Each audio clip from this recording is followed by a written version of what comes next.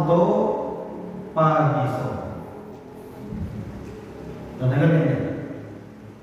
Baru ya? Baru. Yang paling didengar santri kolak, kue, wade. Ya karena kan bilang berbuka ya. Apalagi macam-macam ya. Dan pelajaran-pelajaran. Nah itu. Jadi protein ini hanya terbentuk ketika seseorang berlapar-lapar lebih dari 8 jam. Dan ketika terbentuk protein ini, maka protein ini nanti dia akan mengumpulkan sel-sel mati, sel-sel yang rusak dikumpulkan, dia disedot, dimakan, dihancurkan. Ada santri bukan Allah Ta'ala. Tahu nggak salah satu penyebab sakit itu apa? Salah satu itu karena virus, bakteri, kuman. Itu berasal dari sel-sel yang rusak tadi.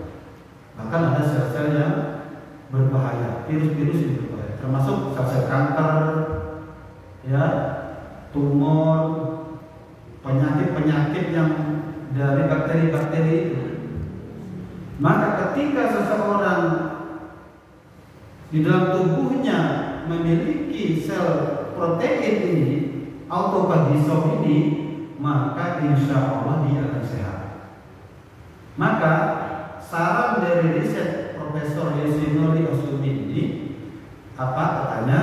Hendaknya seseorang itu paling tidak dalam ya 1 pekan itu sehari 2 hari hendaknya dia berlapar-lapar.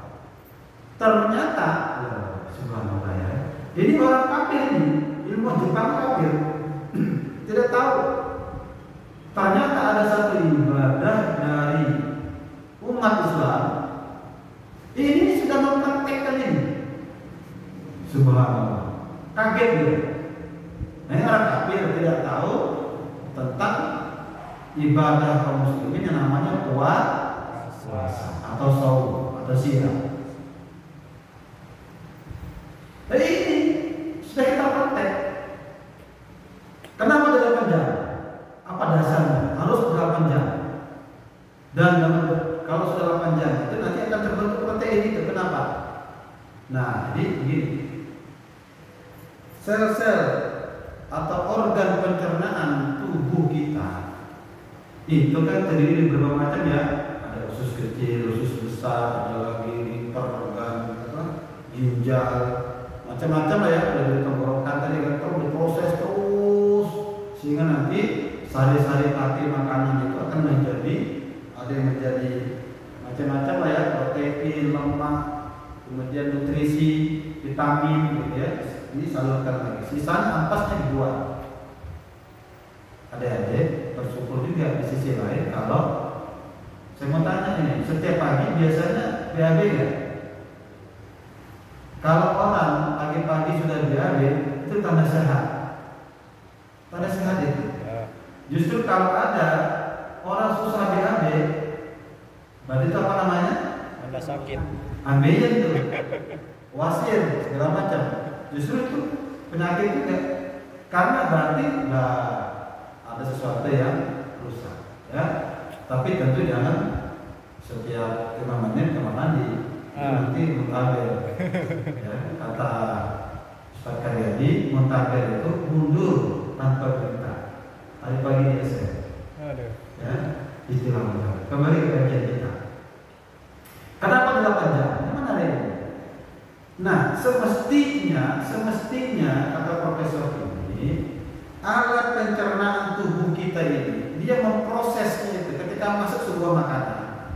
Diprosesnya itu butuh waktu 8 jam. Setelah 8 jam itu mestinya dia beristirahat dulu. Ibarat mesin.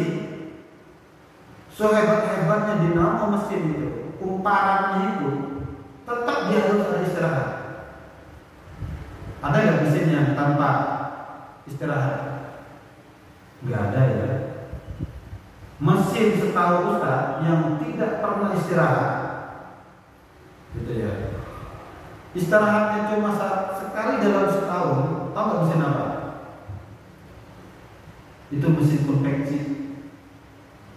Ya, ada di Cikarang itu nama PT-nya bukan Seritek ya, kalau Seritek itu di Solo besar.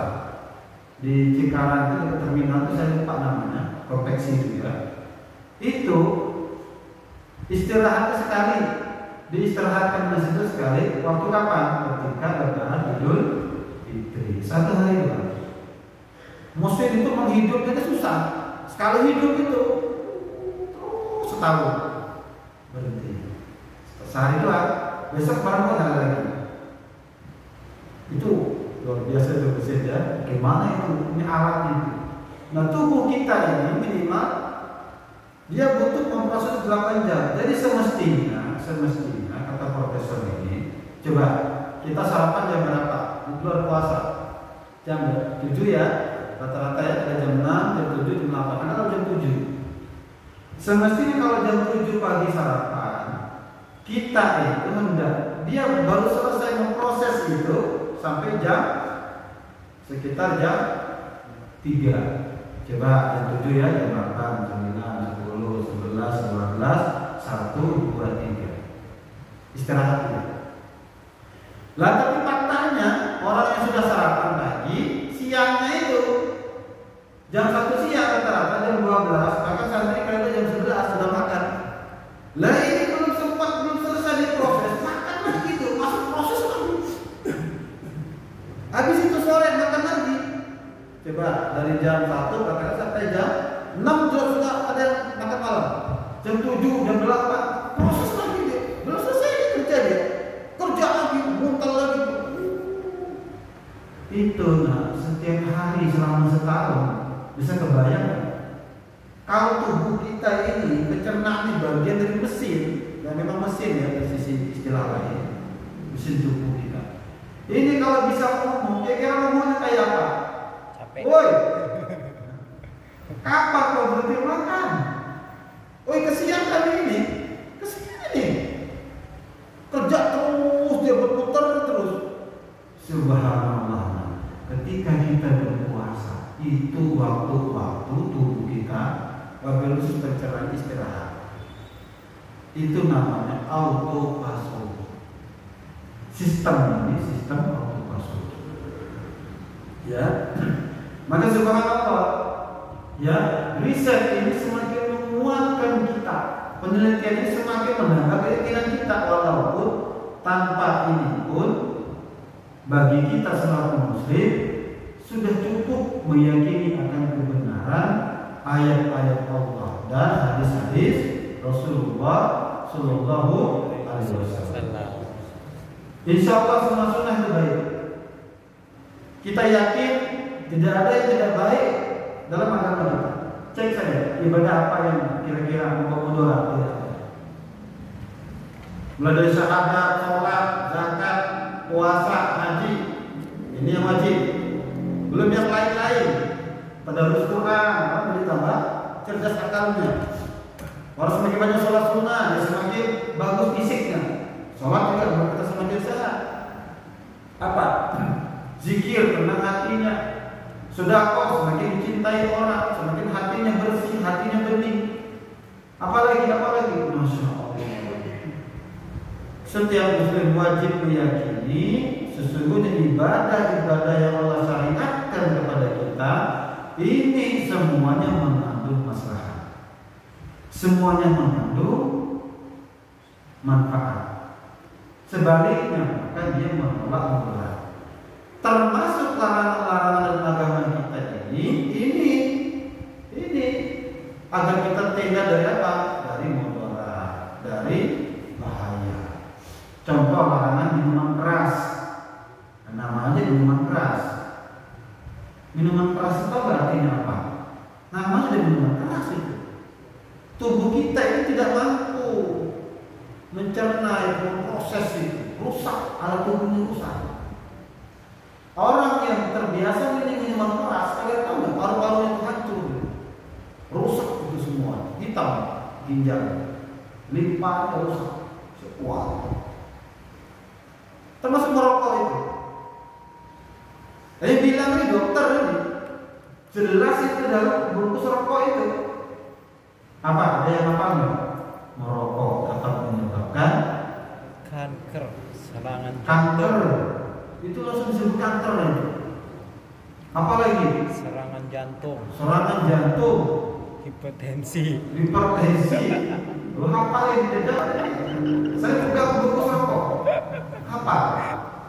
Ya, pegang bungkusnya. Kan belum tentu pegang bungkusnya konsumsi isinya. Oke. Karena sering baca iklan banyak itu. Bahkan ditampilkan itu sekarang itu wajib setiap produsen rokok itu di bungkus rokoknya itu. Ya resmi ya. Karena ada itu biasa dapat itu. Waktu saya ke bengkel, servis mobil, bengkel langganan Mustaqil di situ di Gerak Timur. Disodorin nggak Ustaz? Ya, di meja itu ada bungkus rokok warna merah. Ini keluarga Amerika. Keluarga Amerika rokoknya, siapa? Amerika. Enggak ada baju kayaknya. Enggak ada tulisan Indonesia. Kok bisa masuk Indonesia? Persoalannya ini. Berarti memang terbukti cukup banyak barang-barang yang masuk ke Indonesia ini Pak nggak melewati screening sistem. Terbukti rokok itu. Saya bilang, udah. Ini rokok dari mana dah? Kok bisa ini nggak ada bea cukai ini? Nggak ada pajak, nggak ada tertulis, nggak ada. Makanya nggak ada peringatan itu nggak ada. Gambar itu nggak ada, polos saja. Tahu nggak belinya di mana? Dia dapat itu rokok, beli di mana? Toko-toko tembakau. Termasuk di situ ada itu saja. Dekat itu rosokan. Jalan kita ini, Ya. kan? Sebelah kanan rosokan, sebelah kiri gang masuk rumah Nusa Syukur. Setelah rosokan itu ada itu. Awas kok, jangan di situ. Itu toko tembakau itu. Ah di situ belinya, di situ. Astagfirullah. Rokok saja, nah rokok itu, oh hitam itu. Bahkan ada yang bocor, itu betul gambar itu betul. Ya itu namanya kanker tenggorokan. Nah, zaman dilakukan Allah Subhanahu wa Ta'ala. Masya Allah. Justru dengan kita berpuasa ini kita sehat. Yakin kita sehat, walaupun lemas-lemas. Maka kata profesor itu betul. Ya, dan menurut dokter-dokter muslim memang ketika kita berpuasa itu yang paling lemas itu mulai dari jam berapa biasanya? Jam 11 sampai jam 3 sore lah, ya. Rentang waktu lemas. Tahu nggak ketika kita lemas itu? Itulah masa-masa terjadi alat tubuh kita ini, pencernaan tubuh ini beristirahat. Jadi ketika orang berpuasa dia lemas, sebetulnya disitulah masa prosesnya beristirahat. Ya, ibarat mesin tadi itu dia butuh waktu istirahat. Dan alhamdulillah kita berpuasa ini dia beristirahat selama 1 bulan. Coba kita sahur. Tadi kan 8 jam itu rumusnya, teorinya. Masa kerja mesin itu 8 jam tubuh kita. Kalau kita sahur jam 4 kali jam 4 ya. Berarti 8 jam berapa lepas? Jam 5, jam 6, 7, 8, 9, 10, 11, 12. Benar nggak? Kita siang itu lemas ya? Lemas itu. Ustaz juga lemas. Itu wajar, alami. Kalau kita lemas, ya kita istirahat. Baca Quran sambil duduk, istirahat. Ketika kita lemas, itulah terjadi satu proses dalam tubuh ini. Dia sudah beristirahat, selesai dia memproses makanan yang kita tadi, makanan sahur tadi, itu berkah.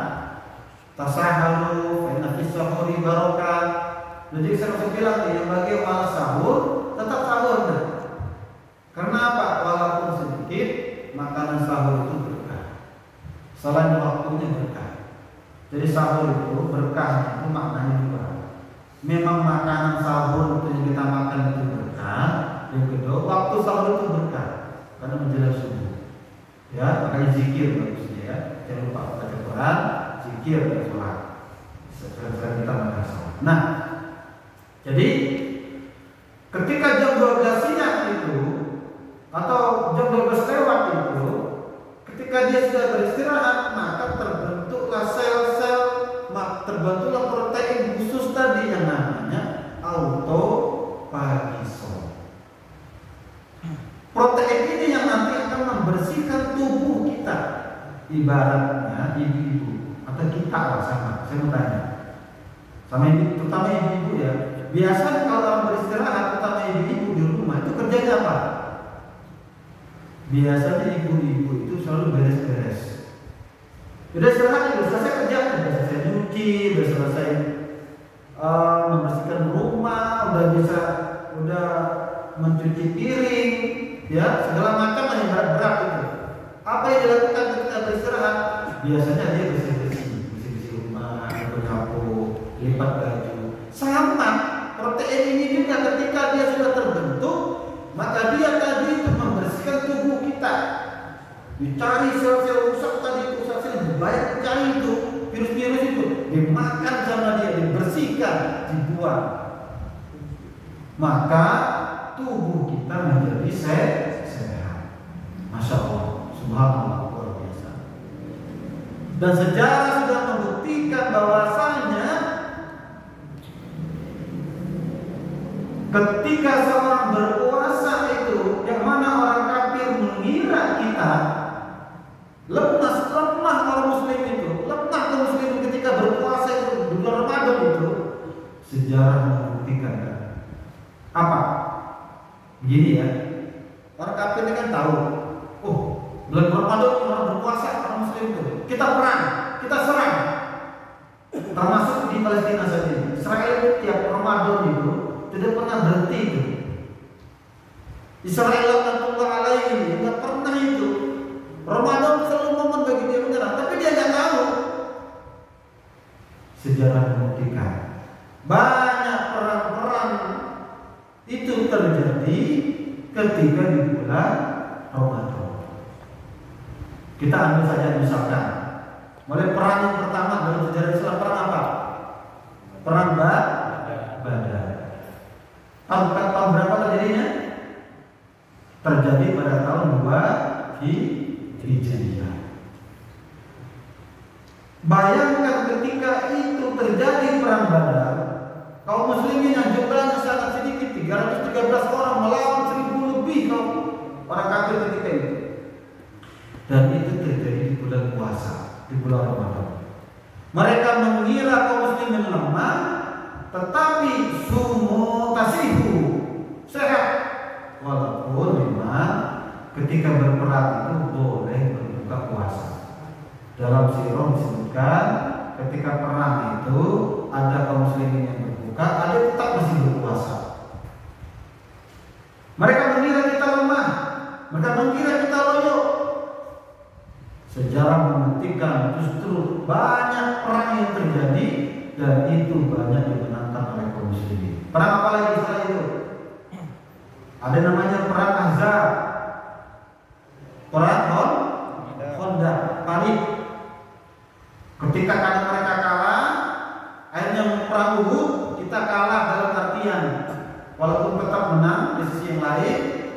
Lalu mereka lebih gentar lagi karena merasa menang di perang Uhud pada tahun 5 Hijriah.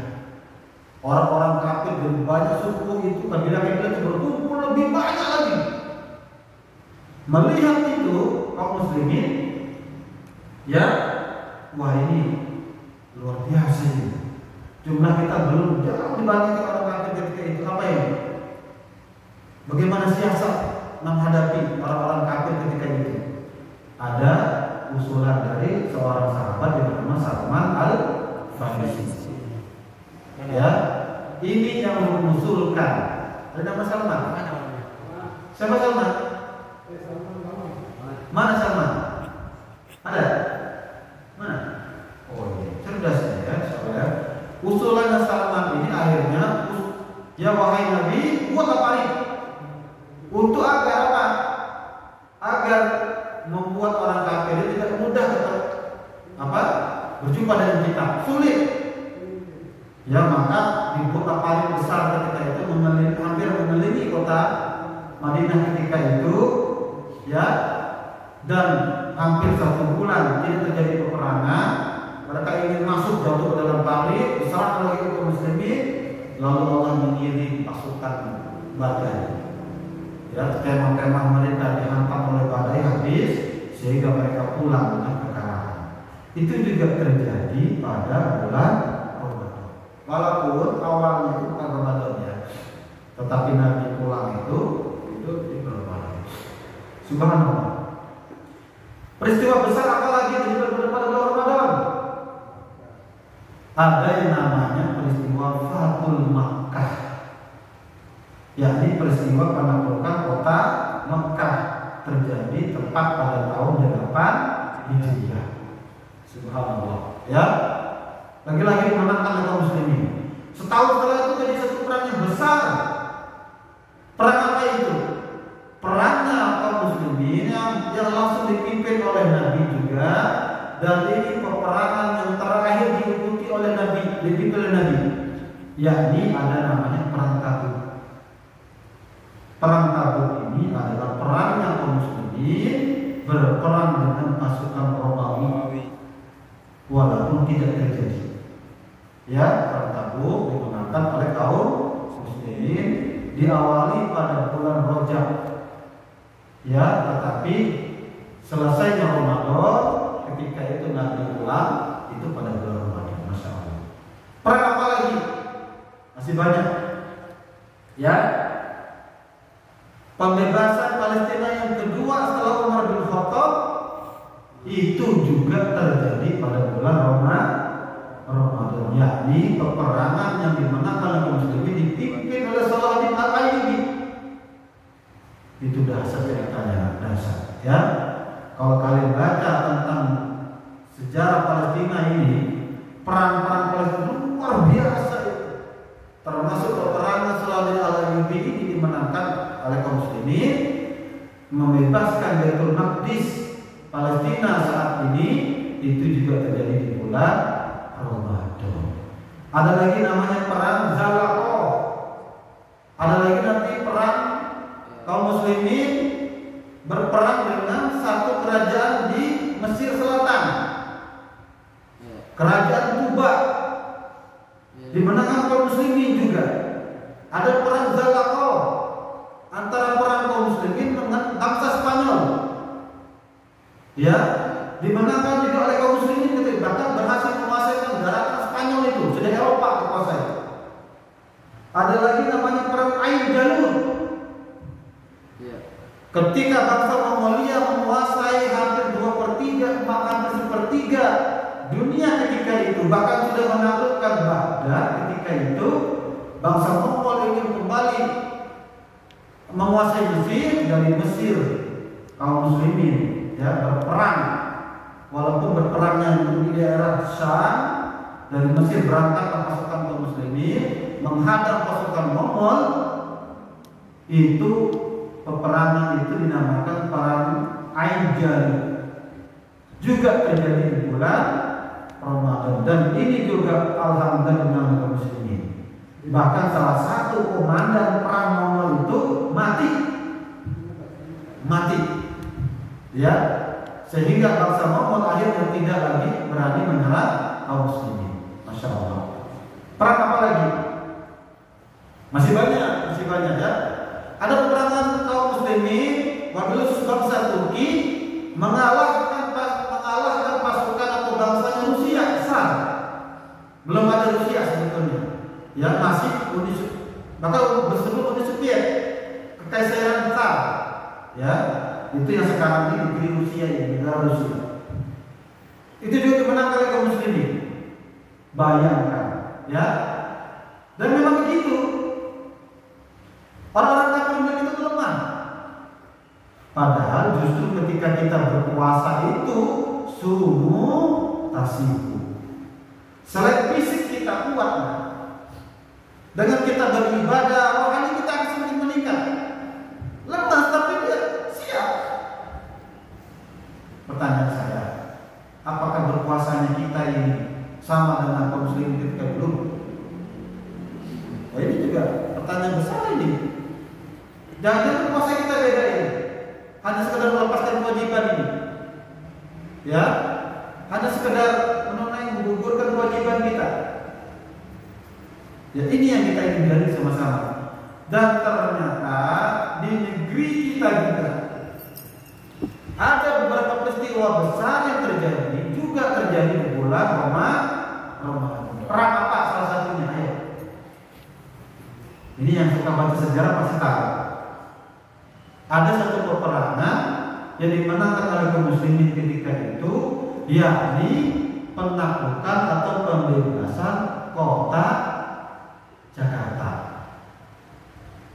Perang ini perangnya yang dipimpin oleh Sultan Fathahillah dari kerajaan Islam Demak berhasil mengusir bangsa Portugis dari Jakarta. Makanya tahun berapa itu?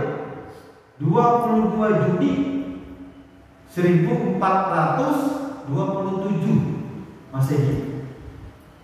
Ya, itu sehingga dijadikan hari-hari Jakarta. Ya, sama keluar Ramadan juga.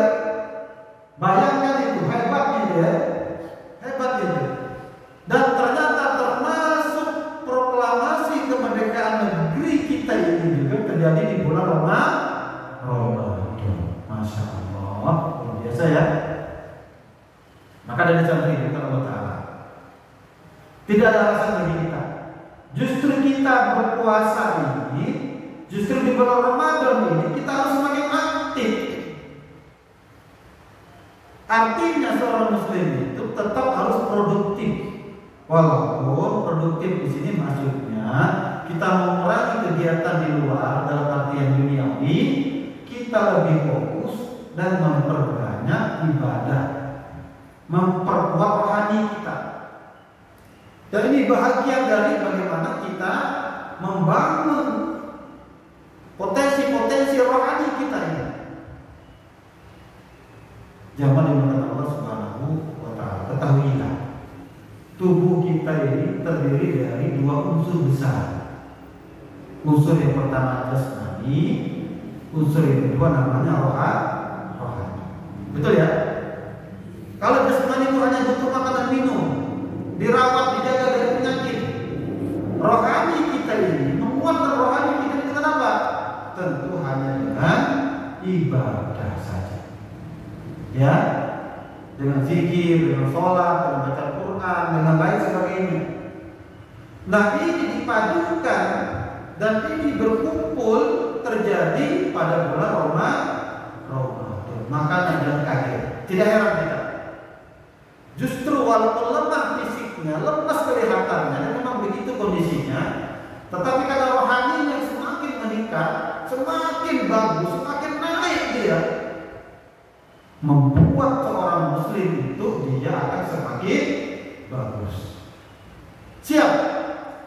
Ya, siap tempur malah. Pertanyaannya, siap ini? Oh, ya, lemas ya, barang sih boleh, tapi ya jangan kebablasan, boleh saja. Usah dikasih istirahat juga sama, istirahat. Ya, tapi jangan berlebihan. Justru kita manfaatkan inilah waktu-waktu terbaik dari Allah Ta'ala untuk kita memaksimalkan, meningkatkan potensi rohani kita. Ya selama ini jarang terjadi. Selama ini terbiarkan. Orang mengira hanya dengan fisik yang kuat, hanya tubuh yang kekal, seperti Alfian ini. Coba saya mau tanya, fisik yang paling kekal di antara kita ini siapa? Alfian. Santri kita ini, coba tengok. Waktunya itu, kalau mukul saat temannya, itu saya sekali pukul jatuh itu, pingsan. Dan banyak orang yang terpeleset ini, orang salah pandang, hanya mengira tubuh yang kuat itu sebagai bagian yang cukup mencukupi dirinya, sehingga apa? Oh dia fitness, berhasil, bagus. Tetapi banyak orang melupakan ada satu kekuatan itu dari sisi rohaninya. Ya, kuat fisiknya tapi lemah mentalnya. Kuat fisiknya tapi lemah keyakinannya. Ada orang yang barangkali kurus dia, bahkan betisnya itu kecil tulangnya. Krempeng lah kelihatannya. Kira-kira di sini kalau Sodakim, wah masih kelihatan gagah ya Sodakim ya. Sodakim masih Yang lebih kurus urusan hati itu siapa di sini? Ini rata-rata kurus saja ya. Ya. Tetapi karena rohaninya kuat, fikirnya kuat, luar biasa itu. Dan banyak sejarah membuktikan itu. Dalam perang-perang itu banyak terbukti itu. Kelihatannya dia kecil, dia kurus, dia ganteng itu. Tetapi dia sekali pegang pedang itu Pak, berkelebatan pedang itu, sekali tebas itu 2-3 orang tumbang itu. Selain dia punya skill, punya kemampuan, ya berkuda, memanah. Jadi kita belum ada kudanya ya, mohon doanya, kita punya kuda, amin. Ya, maka ada santri ini akan diuji nanti mentalnya ini. Selain fisik antum dijaga, maka jangan merokok, nah, haram, awas. Ada santri merokok, maaf ya, dari toleransi dibuang, gak ada urusan. Pulang. Udah nggak bisa dikata. Santri minuman keras, wah itu, nauzubillah jalan itu. Oh hati-hati, jaga fisik antum, Kalinya anugerah Allah, nikmat Allah itu ini. Setiap apapun pemberian Allah termasuk fisik kita, nah ini nikmat Allah, wajib antum jaga. Bagaimana cara menjaganya? Menghindari hal-hal yang diharamkan Allah Ta'ala itu satu. Yang kedua, olahraga.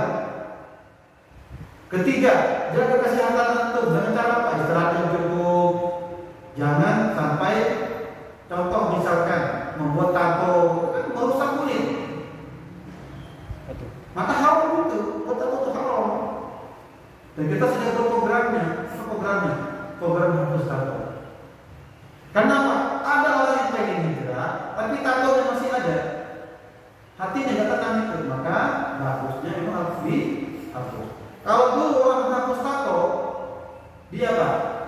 Disetrika, ambil panos, coba. Buatnya sakit, menghapus juga sakit.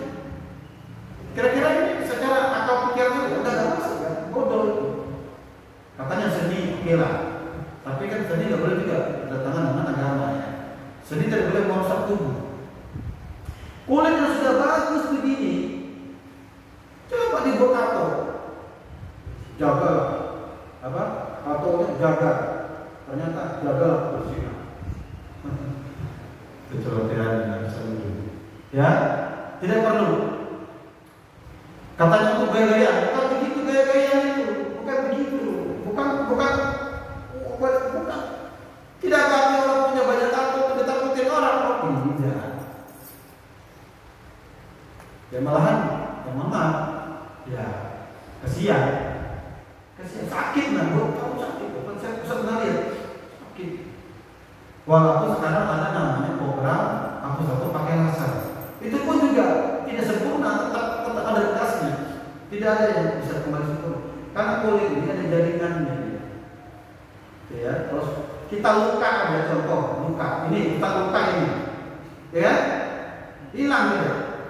Ini bukan tato, ini jahitan 10, nggak hilang kayak kelapa, punggung 1, nggak hilang. Apa? Kalau tadi ada tinta, jaga tubuh antum, karena itu nikmat Allah Subhanallah. Yang berikutnya apa? Selain kita jaga fisik kita, apalagi dengan olahraga, pusat, makanya maaf ya. Tadi itu ada malam ini, pusat udah bareng-bareng. Ada yang ya sebetulnya tidak keras, tapi karena di masjid agak kedengarannya keras. Fauzan mana? Yang nama Fauzan mana? Fauzan. Namanya bukan dipanggil terus. Berarti ini artis kita. Cuma terlalu kuat panggilannya. Sini kamu. Kenapa dipanggil Fauzan keras betul? Ya, pusat. Harus kasih pusat. Untuk 10 kali. Cuma 10 kali sehat. 50 kali, oh sehat dan sehat. 100 kali, oh kuat nanti mah. Tapi itu gempor. Biasa itu, biasa. Ustaz Yusri ini, dulu bukan lagi itu apa? 10 jam, 100 kali. Loncat bodoh, senang ya. Loncat senang. Ya, jaga fisiknya. Termasuk di tidak boleh olahraga berlebihan atau olahraga yang bisa mencelakakan hati-hati. Ini santri Ustaz perhatikan, gara-gara main bola ini berapa orang yang kakinya patah itu? Tuh, 2 orang. Hati-hati. Jangan sampai main bola itu. Mainnya berlebihan. Yang main bola, hati-hati kaki temannya jangan dihantam terus. Yang ditendang itu bola anak, bukan kaki teman. Kalau Ustaz Yusri itu memang ya tendang itu bukan bola, itu kaki santri. Oh, bahaya. Iya, kalau kakinya pas posisinya. Kalau tidak, menghantam tanah. Oh, patah itu. Ya, tetap dijaga itu. Nah, selain kita melatih fisik kita, menjaga fisik kita apa? Jangan lupa menguatkan rohani. Bagian dari rohani itu mental. Mentalnya ada di santri, jangan lupa juga adanya kita menguatkan mental. Bagaimana kita menguatkan mental? Mental itu salah satu bagiannya adalah keyakinan. Yakin. Apa yakin? Ini nanti iman kepada kodok dan kodar. Tidak akan pernah terjadi sesuatu illa biiznillah. Jangan takut, la takhaf. Hatta ada 100 orang ingin membunuh antum. 100 orang ini. Masih hidup nih? Halo. Masih hidup? Siapa yang namanya? Pak Ustaz ini? Pak Ustaz malam-malam disuruh Ustaz. Pak Ustaz ke toko. Tiba-tiba ada 100 orang begal menghadap Pak Ustaz. Kalau takdirnya belum mati, walaupun ditebas 100 kali sama golok sama adik, belum mati ya, cuma sakit. Belum mati itu. Jangan takut itu. Lah tahu. Lah ini keyakinan harus kita yakini. Karena apa? Tidak ada sesuatu pun yang terjadi di muka bumi ini kecuali atas izin Allah. Maka orang Islam kalau berperang itu tidak pernah takut mati, jangan takut. Ngapain? Allah menentukan hidup mati. Allah yang menghidupkan manusia, mematikan manusia, bukannya orang lain, bukannya. Malah dari Al-Quran, banyak betul dalam Quran itu ratusan ayat. Nah sekarang kita banyak betul takut nih. Paranoid malah jadi. Lewat malam takut, ngapain? Ada begal. Apa yang begal? Apa cara begal? Ustaz cerita ya. Ustaz dulu masih merintis di pesantren kita di Karang Bahagia, Madani, Sukaraya. Kuliah di Ciputat. Sering pulang malam lewat daerah Tarain, Bekasi Tarain, Kampung Utara Gabus itu. Ustaz sering dari Ciputat pulangnya sampai di sini, bilang Regading 2 itu istirahat sebentar. Minum lapar. Udah capek itu di Ciputat. Udah 2 jam, 3 jam itu. Banyak orang memberikan saran, Mas. Pulang kemana, Mas? Pulang ke Sukaraya, Barang 1. Orang tadi ke Barang 1. Hujan banget itu. Selalu depan aja. Kenapa? Itu bogal. Makasih, Mas. Kagak ada urusan. Kalau pulang sekolah jam berapa itu? Jam 1 malam gitu. Kagak ada urusan, biasa saja itu. Hampir lewat tahun sebelah-balik itu. Ada ketemu, ada. Biasa saja. Assalamualaikum. Itu saja. Dulu terkenal ini, kalau kalian tahu tuh, jalur CBR itu, hampir tiap hari ketemu mayat di situ. Ketemu mayat di situ ya. Bisa dikenal sekali. Begal itu. sekarang juga masih rawan. Jangan takut, itu mental antum. Selama antum belum ditakdirkan mati, insya Allah tidak akan mati antum. Ini mental. Ya, walaupun tentu jangan nekat berlebihan. Itu ada ukuran-ukurannya. Oh, kalau ceramah Ustaz ini, disuruh Ustaz ini ke pasar kayak motor. Kata Ustaz sebelum mati takdir belum mati ini. Jadi saya akan mengukur di 100 km per jam ini. Kagak dulu saya ini. Syuuu, pas buat mati. Karena gak hati-hati. Bukan begitu caranya. Ya. Ini keyakinan orang Muslim, orang Islam ketika berperang itu di situ. Lah kalau orang kafir itu cari selamat, cari hidup, lagi itu cari mati syahid namanya. Makan mengherankan orang kafir itu hebat itu. Bisa ya. Badannya kecil-kecil ini, tapi mentalnya itu ada urusan maju terus itu takdir, Allah perang terus itu. Tebas semua leher orang kafir itu. Ngeri itu. Dan mereka cari hidup, orang cari mati. Subhanallah. Ya, jangan dibahas ganjaran. Ustaz Yusril itu paling hafal walaupun masih muda. Orang yang mati syahid terbunuh di jalan Allah akan mendapatkan 70 orang bidadari. Hafal itu hadis itu. Tanya Ustaz Yusril itu. Oh, hafal betul itu. Apalagi banyak keyakinan kita yakini ini. Apalagi jangan takut miskin. Jangan takut kere. Wala tahinu wala tahzanu wa antum a'launa in kuntum mu'minin. Masyaallah. Jangan lemah. Jangan bersedih hati. Sesungguhnya kalian itulah orang-orang yang paling tinggi derajatnya itu. Kita ini orang yang paling harus pede sebetulnya. Apa yang kita gak pede sebagai orang Islam? Itu pertanyaan ini. Yang mungkin karena salah kita ya. Kita ini memang. Coba bisa perhatiin sendal kalian itu. Tadi Ustaz datang malam itu melihat sendal itu terganggu pikiran.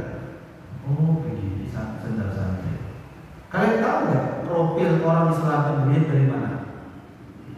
Nggak usah ketemu orangnya dulu. Orang bisa menilai kita, kalian ini, kita ini, asal berkafir dari mana? Dari sendal dia. Belum ketemu kita ya. Baru dari sendal. Selesai sudah sebelum kafir ini. Gak ada yang perlu dibanggakan ini sebelum kafir ini. Gak ada yang perlu direktek ini. Kenapa? Lah sendalnya berantakan itu. Mana ciri-cirinya orang Islam katanya rapi itu mana? Mana ciri orang Islam itu indah itu? Rapi, soft itu. Kalian tahu nggak? Profil kita bisa dari sendal. Satu. Sendalnya apa? Tidak rapi.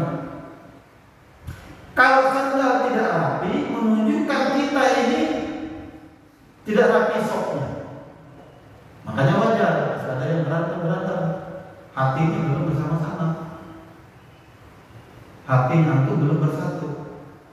Padahal Allah Ta'ala dalam surah Sof tadi membacakan dalam mukadimah tadi, innallaha yuhibbul ladzina yuqatiluna fi sabilihi saffan ka'annahum bunyanun marsus. Dalam hadis yang lain, innal muslim kal jasadil wahid.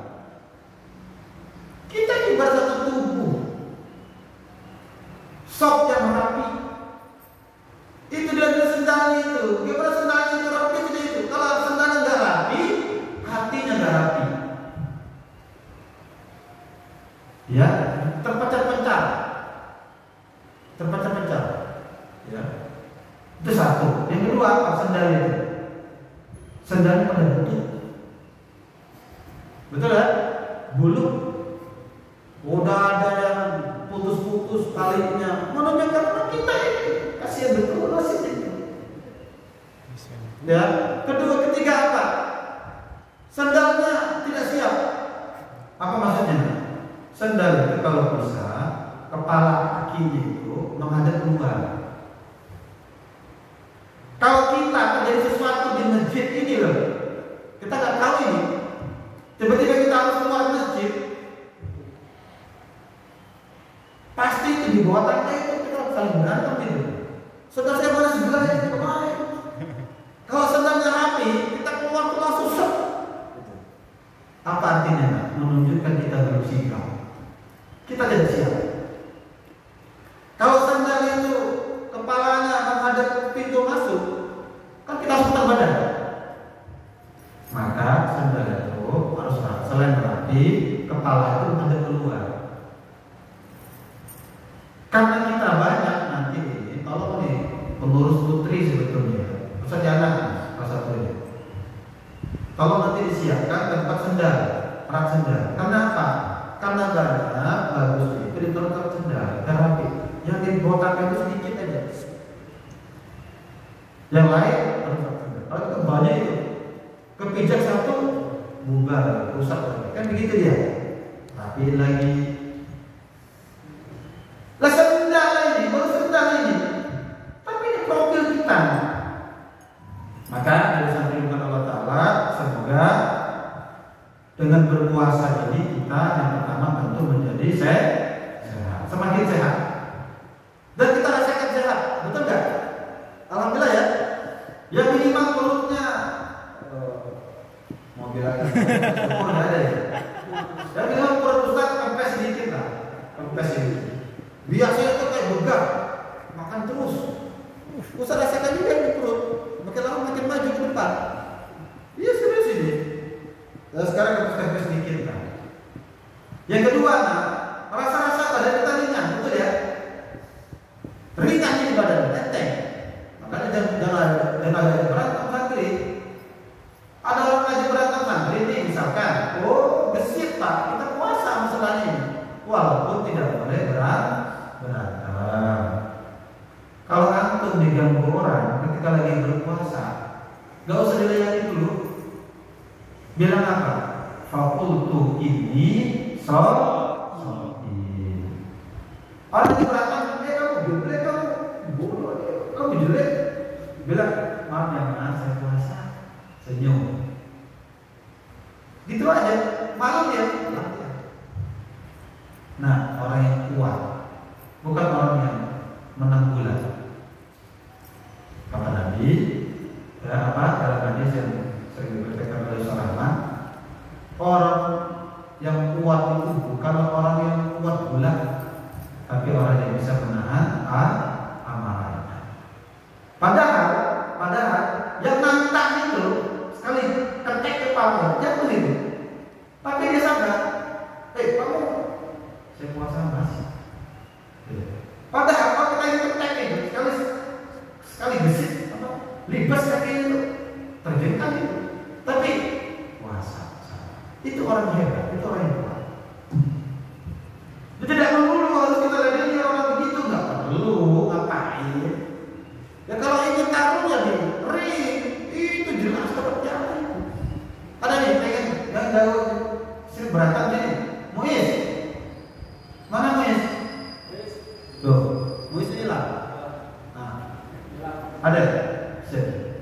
Kalau ada yang suka berantem santri ini, kita buat ring aja nanti di atas itu. Nih di atas. Ada kan? Ya. Kita pasang ring sedikit. Udah taruh di situ. Ada MMA sekarang. Ada UFC. Boleh-boleh saja. Oh, boleh saja. Kalau memang sudah siap taruh. Jadi ingat Habib kan? Habib rumah gitu. Kan sedikit mengharumkan Islam. Walaupun sebetulnya tidak boleh, tidak boleh sebetulnya. Tinggi itu tidak boleh dilarang kalau Islam. Termasuk yang begitu ya. Ya cuma ya itulah, ya tanda positifnya aja. Yang lima mengharumkan Islam. Orang yang menjadikan Islam dibanting sama dia, dipulak sama dia. Subhanallah, ya luar biasa juga itu ya. Kita salut. Ada saking bermanfaat. Jadi luar biasa dimensi puasa ini luar biasa. Kita sehat, kita ringan badannya, kita kuat kata Ustaz Hakim tadi. Kuat ini makanya dia saya usulkan kemarin bersama Ustaz Yusril. Setiap pagi santri ini dikasih amal soleh. Ini Abi Kemo sudah minta sebetulnya nih, setiap pagi untuk bersih-bersih ini. Di bawah itu tuh banyak batu-batu dibersihin. Minimal setengah jam, minimal 1 jam, cukup. Habis tadarus sebentar nanti pagi ini, gerak badannya, amal soleh apa? Mandi, wah segar itu. Segar betul itu. Dan itu gak apa-apa. Lah bikin mau itu, kerja sampai zuhur, puasa itu. Tarik sedikit bersihin rumah Ustaz. Pasang Ustaz. Hah? Kalau saya bisa. Apalagi cuma 1 jam, ya, 2 jam cukup ya. Yang berikutnya tadi, kita juga tidak melupakan menguatkan rohani kita. Dengan apa? Dengan amal ibadah. Insya Allah, semoga dengan itu, insya Allah kita menjadi hamba-hamba Allah yang terbaik. Amin. Demikian barangkali yang dapat disampaikan, menggantikan Abi Kirno karena perhalangan. Semoga di waktu sisa Ramadan ini kita bisa semakin memaksimalkan ibadah. Maka Ustaz minta jangan lagi ada yang di sana di asrama depan ataupun yang di aula. Ada di santri. Kalau ke sana hanya ada kebutuhan saja. Selebihnya kita beritikaf. Apatah lagi ini sudah masuk 10 hari terakhir bulan Ramadan. Itikaf, ya. Ya, mau canda boleh main boleh, tapi jangan berlebihan. Suaranya dijaga, jangan sampai mengganggu lagi istirahat, mengganggu lagi sholat, mengganggu lagi tadarus, enggak. Ya, enggak. Refresh, makan lagi, sudah senggang baca Quran lagi, ya. Karena kita mau itikaf, insya Allah keutamaan itikaf juga luar biasa. Ya, semoga dengan itu puasa kita di hari terakhir ini insya Allah semakin berkualitas. Amin. Karena antum mau berangkat pulang hari apa ini? Sabtu. Besok ya. Insya Allah ya, ini wajah-wajah sudah rindu pulang semua ini. Semoga ada di santri di rumah tetap jaga ibadah, ya, jaga puasanya. Seperti di pondok. Ustaz khawatir satu, apa? Main gamenya. Khawatir itu. Di rumah banyak HP orang tuanya terlalu disingkat tuh. Mak sini HP, Bu, nih, Pak sini punya HP dulu. Ngapain? Adalah, ya, jaga puasanya. Jangan sampai sudah di rumah bebas, ya, terlalu bebas. Tetap kalian jaga sholat, jaga puasanya, tetap baca Quran, ya. Ya walaupun tentu lebih longgar, lebih refresh. Minimal jaga tarawihnya. Justru kalian di rumah pun sudah berdakwah. Apa dakwahnya? Dia memberi contoh. Kalian melakukan yang seperti kalian lakukan di pondok, itu sudah cukup. Itu sudah membuat orang tua kalian itu bangga. Alhamdulillah anakku ya sekarang ada perubahan, tetap rajin sholat. Jangan sudah azan di kamar, nggak perlu. Kalian yang azan di rumah di masjid, di kampungnya maksudnya, di tempat tinggalnya. Siapa itu? Anakku ternyata. Yang begitu cukup, ya, rapi, bersihin rumah, nggak apa-apa, nyuci piring, nggak apa-apa itu, bukan kerja perempuan saja. Nyuci baju, bantu orang tua, keluar belanja barangkali, yang begitu. Tunjukkan, insya Allah itu dakwah. Kalian sudah mendakwahi keluarga, ya, memberi contoh kepada orang lain itu sudah dakwah bilhaq, ya. Apatah lagi di bawah nama pesantren, ya. Tetap bergaul sama teman-temannya, tapi jaga pergaulannya. Jangan sampai ketemu lagi teman-teman yang tidak baik, kalian ikut. Justru teman-temannya ajarkan, ya, ajak bila perlu. Ayo mondok tempat kami, sebelum kami mondok. Kalau pengen jadi anak soleh, kalau pengen jadi mujahid, kalau pengen jadi pemimpin, kalau pengen jadi orang besar, ya, mondok tempat kami, ya. Ajak nanti selebaran ikut mondok. Itu luar biasa. Demikian barangkali nasihat dari Ustaz. Kalau berlebihan, kalau berbentuk, semoga bermanfaat. Adalah kembali main. warahmatullahi wabarakatuh. Waalaikumsalam warahmatullahi wabarakatuh.